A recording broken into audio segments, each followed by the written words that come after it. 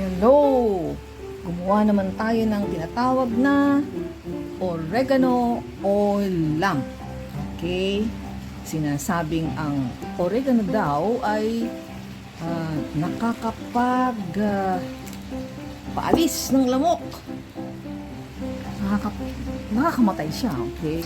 So, ang mga ingredients natin, syempre, oregano leaves. Okay, cooking oil, salt, empty na glass, glass container, at saka wick and lighter. Kasi gagawa tayo ng oregano oil lamp. So, hugasan, then hiwain pino.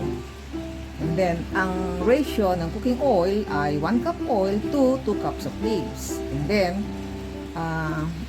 lutuin ito hanggang sa lumabas na yung kanyang oil. Siya nga pala, ito ay variegated oregano leaves. Napakabango po. Ang bango-bango niya. Tsaka, madali naman siyang itanim. Hiwain ng ganito. Yan. Hiwain siya ng maliliit. So, ang ratio ng oil sa oregano leaves is 1 cup oil sa 1 cup oil sa 2 cups na oregano leaves. Kailangan ito talagang tadtarin mo ng pinong-pino. Tapos i-pre-prito mo. Ito na yung kalahating oil. Tapos iboboil lang siya. Lagyan na natin ang oregano. Haluin siya. Basta halu-haluin siya. Ito yung wick na ginawa ko, oh. Ano lang yan, galing lang sa mga telang tira-tira. O, tapos, ilagay mo na sa baso and salt. Lagyan mo na ng salt, igitna mo. Okay? Palamigin mo na yung niluto na oregano leaves, saka mo ibuhos. So, eto na. Napuno ko na ng salt with the wick sa middle. Pinalalamig ko na lang yung prenito ko na oregano leaves. Yung tawag doon, naluto. Okay. So, ilalagay ko na at tignan natin kung kakasya kaya.